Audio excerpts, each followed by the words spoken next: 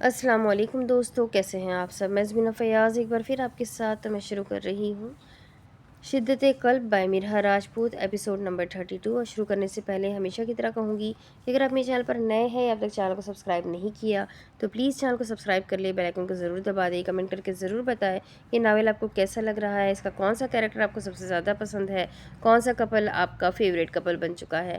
ضرور کمنٹ کیجیے گا، مجھے آپ کے کمنٹ کا انتظار رہے گا۔ تو چلیے اس ناول کو ہم آگے اسٹارٹ کرتے ہیں۔ جو چیز تیز دھار کی طرح اس کے کستی وجود سے آ لگی تھی وہ کوئی سرنج تھی، کوئی نوکیلی سرنج، وار کرنے والی ایلف تھی جس نے ایک ہی جسم میں انستھیشیا انجیکشن اس کے جسم کی جلد میں پیوست کر دیا تھا۔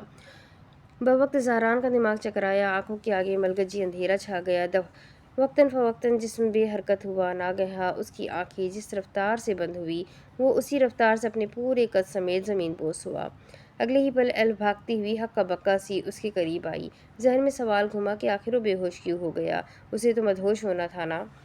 کہیں اس نے ڈوز زیادہ تو نہیں دے دی؟ لیڈی ڈاکٹر نے اسے تنبیہ کیا تھا کہ مقدار کم رکھنا ورنہ معمولی کیسز میں جان جانے کا بھی خطرہ لاحق ہوتا ہے۔ پھر اس نے تو کم مقدار میں ہی ڈوز بھرا تھا، لیکن زہران اپنے حواس کیسے کھو بیٹھا؟ اب اس کے جسم سے جان جانے ہی لگی تھی کہ صحیح وقت پر زہران نے مدھم مدھم سی آنکھیں کھولنے کی صحیح کی۔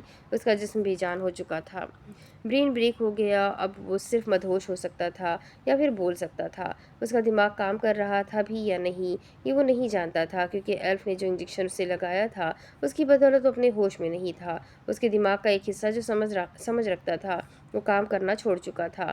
اب اگر وہ کچھ بھی بولتا تو اس کا اسے علم نہ ہوتا، یا پھر اگر ایلف اس سے کچھ پوچھتی تو وہ اس کا جواب سچ سچ دیتا، وہ سچ جو کہ دراصل راز تھا، اور ایلف اس سے لا علم تھی۔ اس کے تو خواب و خیالوں میں بھی نہیں ہونا کہ جو حقیقت زاران اس پر افشا کرنے والا ہے وہ دل دہلا دینے والی ہے۔ زاران تھوڑے بہت ہوش میں آ چکا تھا، یہ حالت خطرناک تھی۔ کچھ وقت بعد ایلف نے نشا اور زوہا کو بھی اس کے روم میں بلا لیا، اور اب وہ تینوں اسے اٹھا کر بیڈ پر لٹا رہی تھیں۔ اف ایلف کتنا بھاری ہے تمہارا شوہر! وہ تینوں اسے بیڈ پر لٹانے میں کامیاب ہو گئی کہ نشا گہرے تنفس کے ساتھ بولی۔ شٹ اپ نشا! ایلف نے اسے ڈپٹا تھا۔ اب کیا کرنا ہے؟ زوہا بولی۔ کچھ نہیں، بیٹھ جاؤ، سانس بحال کرو، میں کچھ سوال کروں گی اس سے۔ ایلف اس کے قریب بیٹھی اور زاران تھوڑی تھوڑی آنکھیں کھولے اسے دیکھنے لگا، شاید یہ طریقہ ورک کر جائے۔ زاران! ایلف نے اسے آواز دی کہ زارا نے مسکرایا۔ آہ، یہ آواز کروڑوں کی بھیڑ میں بھی پہچانی جا سکتی تھی۔ تم جانتے ہو میں کون ہوں؟ ایلف نے چہرہ بالکل اس کی نگاہوں کے سامنے کیا، دفعتاً وہ دوبارہ مسکرایا، ڈھیٹوں کی طرح۔ میری اکلوتی محبت! وہ اچانک سے بولا، اور ایلف اپنی جگہ ٹھہر گئی۔ اس کے علاوہ میری منچاہی بیوی، اس کے بھی علاوہ میری کل کائنات۔ یہ انداز پہلے سے بھی زیادہ پیارا تھا، قربان ہونے والا، دل ہارنے والا، پگھل جانے والا۔ لیکن ایلف نہ پگھلی۔ اچھا تو تم کون ہو؟ میں تو بس آپ کا غلام ہوں، آپ شہزادی ہیں اور میں غلام۔ اس کا دماغ کام نہیں کر رہا تھا، تبھی جو بات اس کے دل میں تھی وہی زبان پر آ رہی تھی۔ تم کہاں رہتے ہو؟ مطلب تمہاری کوئی فیملی بھی ہے؟ ایلف نے یہ سب کیوں کیا تھا؟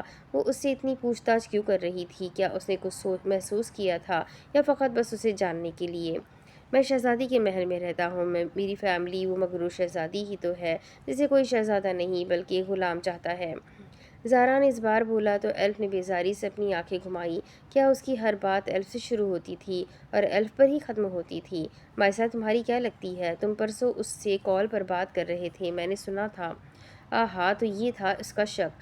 پرسوں جب اس نے زاران کا پیچھا کرتے ہوئے اسے مائسا سے بات کرتے سنا تو اسے کافی تعجب ہوا۔ بات کچھ خاص تو نہیں ہوئی تھی، بس حال چال پوچھا گیا، اور دو باتیں ہرمان کے متعلق بھی ہوئی، لیکن اس نے بار بار زاران کو مائسا کہتے سنا۔ پھر بس ایلف کو شبہ ہوا، اب اس کا شک حقیقت کا روپ دھارنے جا رہا تھا۔ مائسا وہ میری بڑی بہن ہے، زاران تو تعصب سے بولا، لیکن کچھ فاصلے پر بیٹھی ایلف کو تو 400 وولٹ کا جھٹکا لگا۔ کیا مطلب مائسا اس کی بہن ہے؟ لیکن اس کا تو کوئی نہیں تھا، پھر بہن کہاں سے آ گئی؟ پتہ نہیں، اب ایک راز سے کتنے ہی راز کھلنے تھے۔ اب باری ایلف کی تھی جس نے سچائی سے روشناس ہونا تھا۔ آپ مجھے بتائیں گے کہ یہ سب کیسے ہوا؟ ڈنر ہو چکا تھا، اب وہ دونوں ہلکی پھلکی باتیں کر رہے تھے، ایک معمولی ڈیٹ کی طرح۔ پل بھر میں ریسٹورنٹ کا ماحول متغیر ہوا، چمکتی روشنیاں ختم ہو گئیں، رنگ برنگی آنکھوں کو تاثیر بخشنے والی روشنیاں متحرک ہوئی اور ہر سو پھیل گئی۔ آہ، یہ رنگ برنگی بتیاں تتلیوں سی معلوم ہو رہی تھی، ہلکی میوزک کی مدھم آواز گوشے گوشے میں گونجنے لگی۔ وہ طلسم کار سے تشبیہ کر رکھنے والا میوزک، کانوں کو سرکش کر دینے والا، کیا سب؟ ہلکی بڑی شیو میں انگلیاں چلائے ارمان نے تعجب سے مائسہ کو دیکھا۔ یہی سب جو ہو رہا ہے؟ مائسہ پہیلیاں بجھا رہی تھی اور ساتھ ہی ساتھ چہرے پر آئی آوارہ لٹوں کو کان کے پیچھے عرصہ، مطلب محبت؟ اس اس انداز نے پوچھا کہ مائسہ 2 پل کے لیے دم ساتھ گئی۔ وہ تھم گئی، لمحے تھمے اور کچھ سیکنڈ خاموشی کے نظر گزر گئے۔ ہاں، یہ محبت کا حسین سفر کب شروع ہوا؟ سانس بحال ہوا، الفاظ جوڑے گئے، پھر وہ بولی تو لہجے میں بے ساختہ اشتیاق گھل گیا۔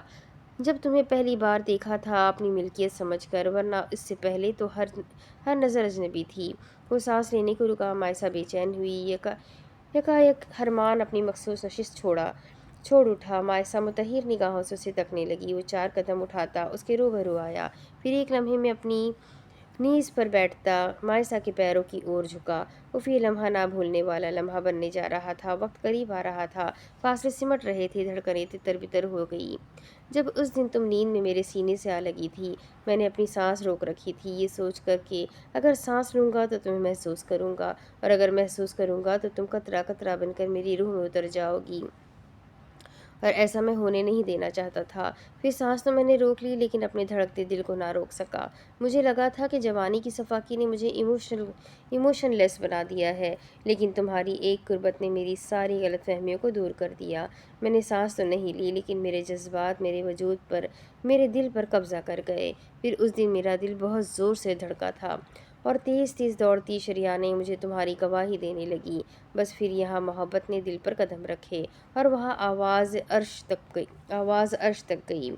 ارمان بول نہیں رہا تھا، وہ سحر پھونک رہا تھا، ایسا سحر کہ مائسہ کو اپنے آس پاس تتلیاں اڑتی ہوئی محسوس ہوئی۔ بھوری آنکھیں ہیزل گرینش آنکھوں میں ڈوب گئی۔ آس پاس ہر چیز حرکت کر رہی تھی۔ اگر کچھ حرکت نہیں کر رہا تھا تو وہ تھا مائسہ کا دل، جو ارمان خانزادہ کو پاکٹ سے کچھ نکالتے دیکھ منجمد ہو گیا۔ اس کے ہاتھ میں کچھ تھا، کوئی مخملی سی ڈبی تھی شاید، جسے وہ ان لاک کر رہا تھا۔ مائسہ سانس روکے اسے دیکھتی رہی کہ اتنی ہی دیر میں وہ رنگ برنگی روشنیاں بھی اپنی رونق چھوڑنے لگی۔ وہ مدھم ہوئی تو تیز برقی کمکمیں ارمان اور مائسہ کو اپنی لپیٹ میں لے گئی۔ روب لائٹ ان پر بکھری تو آس پاس ٹیبل پر بیٹھے کپلز اب اپنی اپنی ڈیٹ چھوڑ کر انہیں دیکھنے لگے۔ سب کی نگاہیں خود پر محسوس کرتے مائسہ بے اختیار ہی بے آرام دہ ہو گئی۔ دیکھتے ہی دیکھتے کیمرے اوپن ہوئے، فلیش لائٹ چلی، بیرے اپنا اپنا کام چھوڑ کر انہیں دیکھنے لگے، جو اس وقت سب کی نظروں کا مرکز بن چکے تھے۔ ارمان مسکرایا، گال پر پڑتا گڑھا گہرا ہوا، پھر اس نے دھیرے دھیرے سے مخملی ڈبی کھول دی۔ بیک وقت ہر طرف ہوٹنگ ہونے لگی، میری زندگی کی پہلی اور آخری عورت ہو تم۔ مائسہ کی نگاہوں نے ابھی سرخ ڈبی کے اندر نہیں جھانکا تھا کہ ارمان نے اس کی آنکھوں میں آنکھیں ڈالے، پیار بھرے انداز میں کہا، میں جب چھوٹا تھا تو اکثر سوچا کرتا تھا کہ اگر مجھے کبھی محبت ہوئی تو اپنی پسندیدہ عورت کو پائل گفٹ کروں گا، جو میرے خوابوں میں آیا کرتی تھی۔ خیر، یہ بہت لمبی کہانی ہے، فراغت کے وقت میں بتاؤں گا۔ ارمان نے سر جھٹکا، پھر دوبارہ مسکرایا، لیکن مائسہ تو اس کے منہ سے نکلے الفاظ سن کر برف کی طرح جم ہی گئی۔ وجود ہلچل سے ناکارہ ہو گیا۔ اس نے کہا پسندیدہ عورت، یہ کوئی چھوٹا لفظ تو نہ تھا جو مائسہ حیران نہ ہوتی۔ ارمان نے پائل اپنے ہاتھ میں لی، مائسہ کی نگاہ پائل تک گئی، سلور رنگ کی نفیس موتیوں سے تیار کی گئی لڑی، جسے وہ سلیقے سے مائسہ کے پیروں کی زینت بنانے لگا۔ ارمان تھوڑا جھکا، مائسہ کی ملائمی پیر اٹھا کر اپنے گھٹنے پر رکھا۔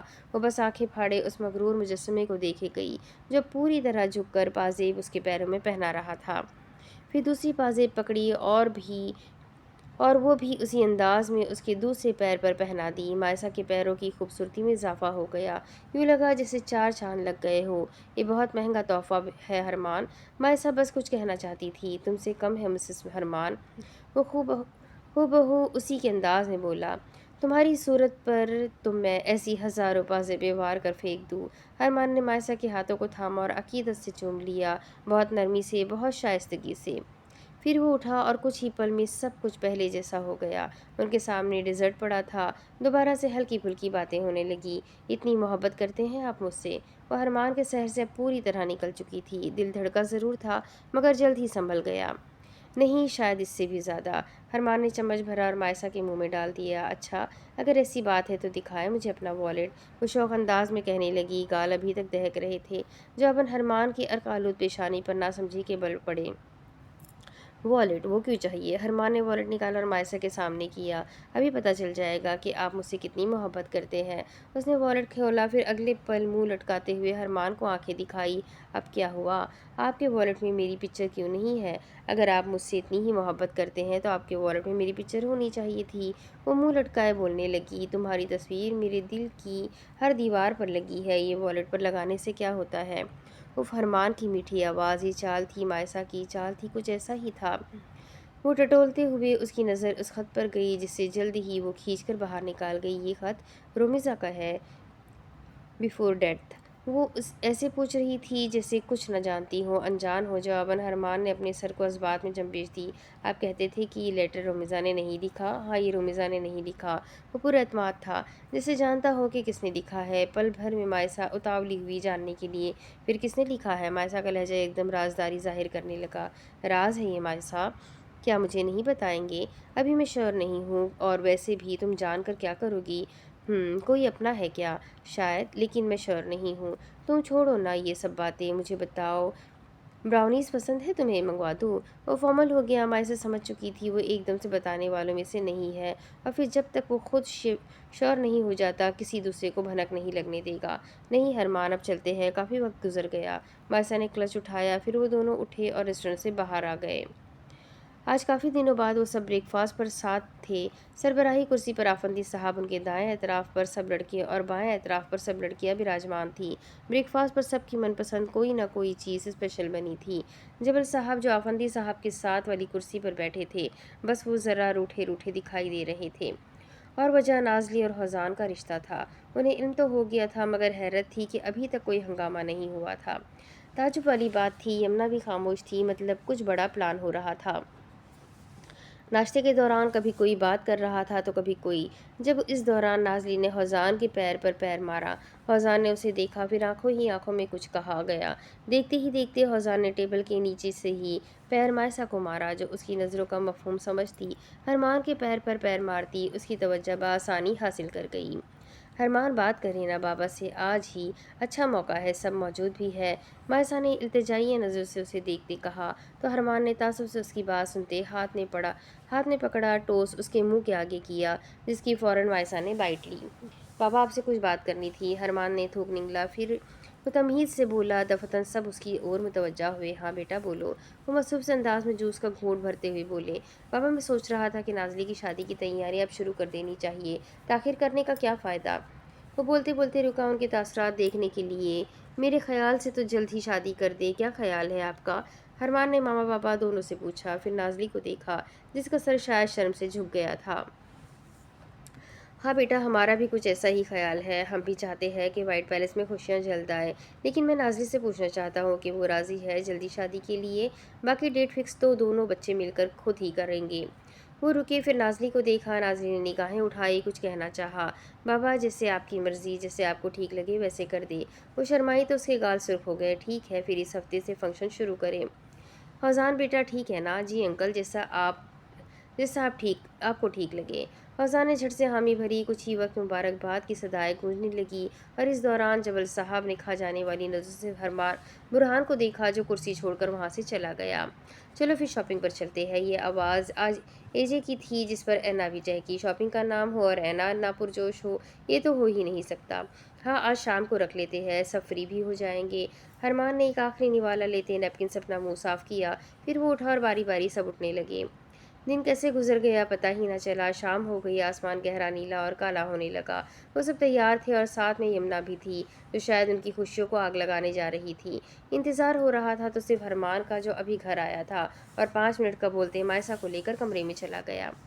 ہرمان، آپ تیار ہی تو ہے، پھر ایسے ہی چلے نا؟ مائسا نے اس کی لشپش حالت کو دیکھتے کہا، جو اب وارڈروب کے پاس کھڑا کپڑے نکال کر باہر پھینک رہا تھا۔ نہیں مائسا، یہ ٹھیک نہیں ہے، میں بس 2 منٹ میں شاور لے کر آتا ہوں۔ ہرمان نے اپنے ہینگ ہوئے کپڑے سلیکٹ کیے، پھر وہ واش روم کی اور بڑھ گیا۔ یکایک وہ رکا اور پلٹ کر چلتا ہوا مائسا کے قریب آیا۔ اس شرٹ کا بٹن شاید لوز ہے، تم لگا دو گی؟ وہ ہاتھ میں شرٹ پکڑے مائسا کے پاس آیا، کچھ زیادہ ہی پاس۔ مائسا ایک پل کو ٹھٹکی، اگلے ہی پل اس کے اوسان خطا ہو گئے۔ اس کے چہرے پر حیرانگی چھا گئی۔ یہ خوشبو یہ پہلے بھی اسمیل کی تھی، مگر کہاں؟ ابھی اس نے اپنے ذہن پر دباؤ ہی ڈالا جب چھناکے سے پول والا منظر اس کی آنکھوں کے سامنے آیا، جو وہ براٹوا کا تعاقب کر رہے تھے، اور مائسا کی اس سے ٹکر بھی ہوئی تھی۔ تب اس نے خوشبو اس کے بدن سے اٹھتی ہوئی محسوس کی تھی، اور آج وہی خوشبو اسے ہرمان کے بدن سے اٹھتی ہوئی محسوس ہوئی۔ مائسا نے اس کی ساری پرفیومز توڑ دی تھی، اور وہ نئی لایا بھی نہیں تھا، پھر یہ خوشبو ہرمان سے کیوں آ رہی تھی؟ ملتی جلتی مہک اس کا ذہن جھڑک گیا۔ کیا ہوا مائسا، کیا نہیں لگانا آتا بٹن؟ ہرمان نے اس کی ہوائی اڑتے چہرے کو دیکھتے اس کی آنکھوں کے آگے ہاتھ لہرایا، جس کی بدولت وہ ہوش کی دنیا میں واپس آئی۔ آپ کیا کام کرتے ہیں؟ یہ سوال نہ جانے اس کے ذہن میں کہاں سے اڑتا اڑتا آیا۔ کیا مائسا کو ہرمان پر شک ہو گیا؟ اس نے پہلے تو کبھی ہرمان سے اس کے کام کے متعلق سوال نہیں کیا، پھر اب کیوں؟ دو پل کے لیے ہرمان کے چہرے کی رنگت متغیر ہو گئی۔ یہ اس نے کیا پوچھ لیا؟ جواباً ہرمان کیا بولے؟ اب کچھ خاص نہیں ہے بتانے کو، وہ بے ربط لفظوں کے دوران بولا۔ شاید وہ ابھی مائسا کو اپنے کام سے روشناس نہیں کروانا چاہتا تھا، پھر بھی کوئی تو کام کرتے ہوں گے نہ جانے کیوں مائسا کا شبہ پھیل سا رہا تھا۔ شاید اس لیے کیونکہ اس کا ذہن ہرمان کے بدن سے اٹھتی خوشبو میں جھڑک گیا تھا۔ ایک ہی ہرمان الفاظ جوڑتا اور کچھ کہتا، یک بیک اس کا موبائل وائبریٹ ہوا۔ اس نے دیکھا اے جے کالنگ لکھا رہا تھا۔ دیکھو اے جے کی کال بھی آنے لگی ہے، مجھے جلدی سے شاور لینا چاہیے، پھر چلنا بھی ہے، تم بٹن لگا دینا اوکے؟ وہ تیز تیز بولا، پھر پلٹا اور واش روم میں بند ہو گیا۔ پیچھے مائسا کے ذہن میں ہزار وسوسے آئے، جنہیں جلد ہی جھٹکتے وہ ڈرا سے سوئی دھاگا نکالتی اس کی شرٹ کے لوز بٹن کو رفو کرنے لگی۔ کچھ ہی وقت بعد 4 گاڑیاں پہلے سے نکل کر مال کی اور بڑھ گئی تھی۔ سفر کے دوران مائسا کی سوچیں اس خوشبو کے ارد گرد ہی جھڑکی ہوئی تھی۔ اف مائسا مت سوچو، وہ صرف ایک پرفیوم تھی، کسی کے پاس بھی یہ پرفیوم ہو سکتی ہے، وہ چاہے ہرمان ہی کیوں نہ ہو۔ ایک پرفیوم کی وجہ سے میں کیوں اس پر شک کر رہی ہوں؟ اگر ایسا کچھ بھی ہوتا تو مجھے اور ہوزان بھائی کو ضرور علم ہوتا، میں بس خواہ زیادہ سوچ رہی ہوں۔ وہ ونڈ سے باہر جھانک رہی تھی، سوچوں کا تسلط اس شخص پر تھا جو قریب بیٹھا ڈرائیونگ کر رہا تھا۔ پھر ہرمان نے بتایا کیوں نہیں کہ وہ کیا کام کرتے ہیں۔ درختوں کی چوب سے نگاہیں ہٹاتے اس نے ہرمان کو دیکھا۔ مزید کچھ وقت گزرا تو وہ لوگ مال پہنچ گئے، ایک عالی شان مال جس کی بلڈنگ مغروری انداز میں کھڑی تھی۔ بلڈنگ کے اونچے ستون اور رنگ و روغن میں کوئی کمی نہیں تھی۔ پہلی گاڑی سے مائسا اور ہرمان نکلے، پھر دوسری سے ہوزان اور نازلی، پھر تیسری گاڑی سے اے جے، اینا اور چوتھی سے یمنا، جو ان کی خوشیوں میں آگ لگانے آئی تھی۔ مال میں زیادہ رش نہ تھا، تبھی وہ تینوں اپنی اپنی بندیوں کو لیے کراس سینٹر کی اور بڑھ گئے۔ یہاں کی مارکیٹس کافی دراز اور وسیع تھی۔ مائسا دیکھتی ہی رہ گئی۔ وہ جب سے رشیا آئی تھی آج پہلی بار اس نے شاپنگ سینٹر دیکھا۔ کپڑے بھی خوبصورت تھے۔ پاکستان میں تو سب دلہنیں اپنی شادی پر لال جوڑا پہنتی تھی، لیکن یہاں پر تو برائڈ سفید پوشاک کو اہمیت دیتی تھی۔ نازلی، اینا اور مائسا اب ڈریسز دیکھنے لگی، جبکہ یمنا بھی فارمیلٹی کے طور پر ان کے پاس ہی کھڑی تھی، حالانکہ وہ تینوں ہی اب آرام دہ صوفے پر بیٹھ کر اپنی اپنی والی کو دیکھ رہے تھے۔ بیٹھے بیٹھے اے جے انتہائی بور ہونے لگا۔ یہ شاپنگ اسے ہمیشہ بور کرتی تھی۔ اسے تھوڑا انٹرٹین چاہیے تھا، کچھ ایڈونچر تو ہونا چاہیے نا، ورنہ شاپنگ بورنگ گزرے گی، اور یہ اے جے کے ہوتے ہوئے یہ ہو نہیں سکتا۔ دفن وہ اٹھا اور ہرمان موبائل میں کچھ اسکرول کر رہے تھے۔ لڑکیاں شادی کے جوڑوں کا انتخاب کر چکی تھی۔ گائک وہ دبے دبے قدم اٹھاتے ہوئے ایک ڈمی کے پاس آیا۔ ڈمی نے لائٹ پرپل رنگ کا چمکیلے کام والا کامدار لہنگا پہن رکھا تھا، کرتی آدھی تھی، لہنگے کا وزن کافی زیادہ تھا۔ ناگہاں اے جے اس کے روبرو جا کھڑا ہوا۔ بہت حسین ہو تمہیں تو میرے ساتھ ڈیٹ پر چلنا چاہیے، کیوں، کیا خیال ہے تمہارا؟ اے جے سنجیدگی سے بولتا، اس کے گلے میں موجود موٹے موٹے موتیوں والے نیکلس کو پکڑ کر گھمانے لگا۔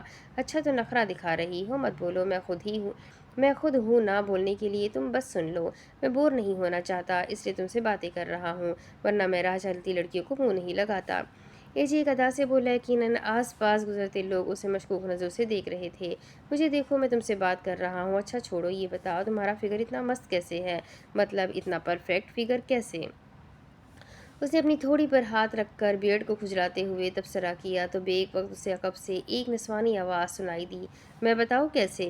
پیچھے اینا کھڑی تھی، کمر پر دونوں ہاتھ رکھے، تیکھی نظروں سے اس کی پشت کو گھورتے ہوئے، نہ جانے کب سے اس کی فضول گوئی سن رہی تھی۔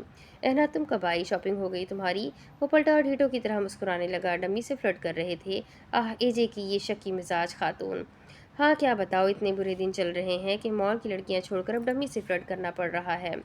وہ خود پر افسوس کر رہا تھا اور یہ دیکھ اینا مزید سلگ اٹھی۔ اے جے سدھر جاؤ ورنہ میں تمہارا کریڈٹ کارڈ سارا کا سارا شاپنگ میں اڑا دوں گی۔ اینا جھٹ سے بولتی ہوئی یہ جا وہ جا ہوئی تو اے جے نے بھی اسی رفتار میں اس کے پیچھے دوڑ لگائی۔ اینا ایسا مت کرنا، مجھے بھی اس میں شاپنگ کرنی ہے۔ وہ اونچا اونچا بول رہا تھا اور مال میں موجود ایک شخص اسے مسکراتے ہوئے سننے لگا۔ کچھ ہی وقت میں ان کے سب ڈریسز سلیکٹ ہو گئے، بس نازلی کا ویڈنگ ڈریس رہ گیا جو اسے پسند ہی نہیں آ رہا تھا۔ وہ سب سے منفرد چیز چاہتی تھی اور ایسی کوئی بھی ڈریس شاید مال میں موجود ہی نہیں تھی۔ بوڑھی ابھی تک ہوا نہیں۔ ارمان اس کے قریب آیا، پھر نازلی کے شانے پر ہاتھ رکھتے ہوئے اپنے نزدیک کیا۔ بھائی کوئی پسند ہی نہیں آ رہا، وہ منہ پھلائے بولی۔ چلو پھر کہیں اور سے دیکھ لیتے ہیں۔ وہ ابھی بولا ہی جب ایک رشین لڑکی ہاتھ میں بھاری شادی کا جوڑا پکڑے نازلی کے قریب آئی۔ میم یہ کلیکشن دیکھ لیں، سب سے یونیک ہے، ہمارے مال کا سب سے اسپیشل اور مہنگا ڈریس ہے، یہ ایک ہی پیس ہے اور اس کی کوئی کاپی بھی نہیں ہے۔ رشین لڑکی نے ساری کوالٹی اسے بتائی تو نازلی اپنا رخ سیدھا کرتی ہوئی ڈریس کو دیکھنے لگی جو واقعی اس قدر خوبصورت تھا کہ نازلی کو پہلی نظر میں ہی پسند آ گیا۔ شاید وہ کوئی ایسا ہی کاسٹیوم چاہتی تھی، سفید رنگ کی نیٹ کی لمبی فراک جس کا گھیرا کافی زیادہ تھا، باڈی سفید موتیوں والی کامدار تھی۔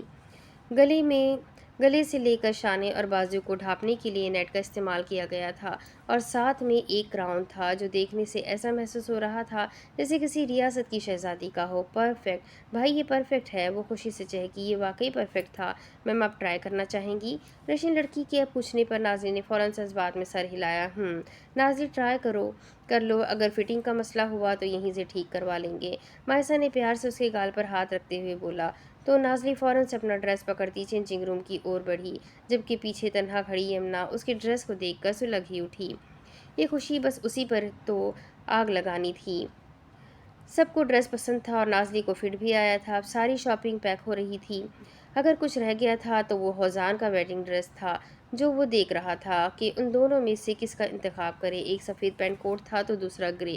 پھر ارمان کے کہنے پر وہ سفید پینٹ کوٹ ٹرائی کرنے چلا گیا، لیکن گرل چینجنگ روم اور بوائے چینجنگ روم تو ساتھ ساتھ تھے، جبکہ ان کے بینر پر رشین لکھی تھی۔ اگر انگریزی لکھی ہوتی تو اسے مشکل نہ ہوتی اور وہ فوراً سے چینجنگ روم میں چلا جاتا۔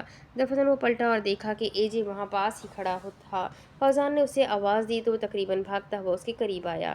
ان دونوں میں سے جینٹس چینجنگ روم کون سا ہے؟ کوئی سائن بورڈ بھی نہیں ہے اور لکھا بھی رشیا میں ہے، تم بتا دو۔ جینٹس چینجنگ روم، اور جینٹس چینجنگ روم کہیں اور اسے لیڈیز چینجنگ روم میں نہ بھیج دیں، کیونکہ وہاں پر لوگوں کا رش بھی نہیں تھا جس سے بیچارہ ہوزان اندازہ لگا سکتا۔ بھائی یہ ہے نا بوائے کا چینجنگ روم، آپ یہاں چلے جائیں۔ اس نے اشارہ بائیں ہاتھ کی جانب کیا، مطلب لیڈیز چینجنگ روم۔ ناگہاں اس کے چہرے پر شیطانی مسکراہٹ تھی، خرافاتی دماغ کام پر لگ چکا تھا۔ ہوزان اس کے بتانے کے مطابق لیڈیز چینجنگ روم چلا گیا۔ اب اس بیچارے کو کیا پتا ہو، یہ تو اے جے کو سوچنا چاہیے تھا نا، اپنے ہونے والے بہنوئی کو پٹوانے سے پہلے۔ وہ اندر گیا، اس نے کپڑے بدلے، اب وہ پینٹ کوٹ کی شرٹ پہن رہا تھا جب اچانک کلک کی آواز سے دروازہ کھلا اور کوئی اندر داخل ہوا۔ لیکن جو کوئی بھی اندر داخل ہوا اس نے تو آتے ہی چیخ و پکار کا سلسلہ شروع کر دیا۔ نہ جانے کون تھی وہ لڑکی جو اپنی آنکھوں میں ہاتھ رکھے چیختی ہی چلی جا رہی تھی۔ ہوزان کی شرٹ پہنتے ہاتھ رک گئے۔ اس نے تعجب سے اس لڑکی کو دیکھا، آخر وہ چلا کیوں رہی تھی؟ اس سے پہلے کہ اسے کچھ بھی سمجھ آتی کہ مال کا سارا اسٹاف وہاں اکٹھا ہونے لگا۔ دوسری طرف اے جے جو کسی کو نہیں بخشتا تھا، اپنے چہرے پر مدھم سی مسکراہٹ لیے اپنی شرٹ میں لٹکی سن گلاسز اتار کر اپنی آنکھوں پر لگاتا قدم آگے بڑھانے لگا، اور اس دوران ارمان اس کے پاس سے گزرا جو اس کے چہرے کے تاثرات دیکھ کر ہی سمجھ گیا تھا کہ سارا کارنامہ ضرور اے جے کا ہی ہوگا۔ تبھی اس نے جاتے جاتے اے جے کو ایک لگاتے ڈپٹا، تو نہیں سدھرے گا اے جے؟ وہ بھاگتا ہوا چینجنگ روم کے قریب گیا تو دیکھا ہوزان انہیں سمجھانے کی کوشش کر رہا تھا۔ آپ ان سے پوچھے کہ یہ لیڈیز چینجنگ روم میں کیا کر رہے تھے؟ وہ لڑکی جو چیخیں مار رہی تھی اب غصے سے بولی۔ دفعتاً ہوزان نے گردن چٹکتے نہ سمجھے اس لڑکی کو دیکھا۔ یہ لیڈیز نہیں، جینٹس چینجنگ روم ہے، ہوزان نے اپنے لفظوں پر زور دیا جب ارمان نے اس کے قریب آتے معاملہ سمجھنے کی کوشش کی۔ آپ کو دکھائی نہیں دیتا کیا یہ اتنا بڑا بورڈ جس میں صاف صاف لکھا ہے یہ لیڈیز چینجنگ روم ہے؟ آپ کو نظر نہیں آیا کہ آنکھیں خراب ہیں آپ کی؟ وہ لڑکی تو ایسے بول رہی تھی جسے پتا نہیں کیا ہو گیا ہو۔ یکایک ہوزان نے ہاتھ کی ہتھیلی اپنے عرق آلود پیشانی پر رسید کی۔ اے جے اب تو نہیں بچے گا میرے ہاتھوں، وہ بڑبڑایا۔ اس کی بڑبڑاہٹ ارمان نے صاف محسوس کی، مطلب سارا کیا دھرا ہی اے جے کا تھا۔ دیکھیں میں معذرت چاہتا ہوں، یہ یہاں کے رہنے والے نہیں ہیں، انہیں رشن سمجھ نہیں آتی، اور آپ لوگوں نے سائن بورڈ بھی تو نہیں نہ لگایا، اتنا بڑا مال ہے اور ایک سائن بورڈ نہیں لگایا۔ اور میڈم آپ کو اتنا چلانے کی ضرورت نہیں ہے، ان سے غلطی ہوئی ہے، جان بوجھ کر نہیں گئے تھے۔ اگلے 10 منٹ تک ارمان نے سارا معاملہ رفع دفع کیا اور خود اے جے کی طرف سے حوزان سے معذرت کرتا وہ مین سینٹرل تک آ گئے۔ خیر چھوڑو ارمان، وہ ایسا ہی ہے شرارتی سا، تم اس کی طرف سے معذرت نہ کرو، لیکن ایک بات ہے، اس کا پورا ارادہ تھا اپنے بہنوئی کو بھرے مال کے سامنے بٹھوانے کا۔ حوزان ہنسا تو ارمان نے بھی کہا لگایا۔ اب تک ان چاروں کی بھی آئس کریم ختم ہو چکی تھی، شاپنگ بھی ہو گئی تھی، اور جو رہ گئی تھی وہ کسی اور دن کرنی تھی۔ یہاں پاس 5 اسٹار ہوٹل ہے، کیا خیال ہے ڈنر وہیں پر کر لیں؟ ارمان نے پہلے وقت دیکھا، پھر وہ بولا، ابھی تو صرف 9 بجے تھے، ابھی ان سب نے اٹھنا تھا، بیگز تھامنے تھے، بل کروانا تھا، پھر ریسٹورنٹ کی اور جانا تھا، لیکن اس سے پہلے ہی وہ ہو گیا جو نہیں ہونا چاہیے تھا۔ یمنا جو شاپنگ کے تھوڑا قریب ہی تھی، دفتن اس نے اپنی پاکٹ سے کچھ نکالا، پھر اسے پریس کیا، اور اگلے ہی لمحے وہ اس شاپنگ بیگ کی جانب کوئی چیز اچھال گئی جس میں نازلی کا ویڈنگ ڈریس تھا، اور وہ قدرے فاصلے پر بھی پڑا تھا۔ اس نے کیا پھینکا تھا، کیسے پھینکا تھا، کسی کو کچھ نہ پتہ چلا۔ پھر نگاہیں تو سب کی تب اٹھی جب وہ شاپنگ بیگ جلنے لگا، اس میں سے دھواں اٹھا اور مال کو اپنی لپیٹ میں لینے لگا۔ اس نے کہا تھا وہ ان کی خوشیوں کو آگ لگا دے گی، اور اس نے واقعی ان کی خوشیوں کو آگ لگا دی۔ آگ آگ یہ آگ کیسے لگ گئی؟ لڑکیاں چیخنے لگیں۔ نازلی کی نظر جیسے اس شاپنگ بیگ پر پڑی، اس کے تو 14 طبق ہی روشن ہو گئے۔ یمنا کے چہرے پر طائرانہ مسکراہٹ بکھری جسے وہ جلد ہی چھپا گئی۔ میری شادی کا جوڑا، نازلی چلائی، پھر وہ اس آگ کی طرف بڑھنے لگی، لیکن اس سے پہلے ہی حوزان نے اس کا ہاتھ تھام کر اپنے قریب کیا۔ جوڑا کیسے جل گیا؟ یہ آگ کیسے لگ گئی؟ مائسہ بولی۔ سارا اسٹاف اب ان کے ارد گرد کھڑا ہو گیا۔ کچھ ہی وقت میں نازلی کا قیمتی جوڑا آگ میں جھلستا ہوا راکھ ہو گیا، اور وہ کچھ نہ کر سکی۔ آگ کیسے لگی یہ دیکھنے کے لیے فوٹیج بھی چیک ہوئی، لیکن سمجھ نہ آئی کہ وہ لائٹر پھینکا کس نے، کیونکہ یمنا کیمرے کی اور پشت کیے کھڑی تھی۔ نازلی کی خوشیوں کو آگ لگ گئی، اس کا جوڑا جل گیا، اس کا موڈ آف ہو گیا۔ صرف اس کی خوشیوں کو ہی نہیں، یمنا نے اس کی مسکراہٹ کو بھی آگ لگا دی۔ کتنی مشکل سے اسے کوئی جوڑا پسند آیا تھا، وہ بھی جل گیا، راکھ ہو گیا، ختم ہو گیا، یعنی خوشی ختم۔ اب اس کے آگے کی کہانی میں آپ کو اگلی ویڈیو میں سناتی ہوں کہ آگے کیا ہوگا۔ یہ جاننے کے لیے میرے ساتھ بنے رہے۔ ویڈیو کو لائک کریں، چینل کو سبسکرائب کریں، بیل آئیکن کو ضرور دبائیں، کمنٹ کر کے ضرور بتائیں کہ آپ کو ناول کیسا لگ رہا ہے، ساتھ ہی اپنے کانٹیکٹ میں شیئر ضرور کریں۔ تو ملتے ہیں اگلی ویڈیو میں، تب تک کے لیے اپنا خوب سارا خیال رکھیں، مجھے بھی دعاؤں میں یاد رکھیں۔ اللہ حافظ۔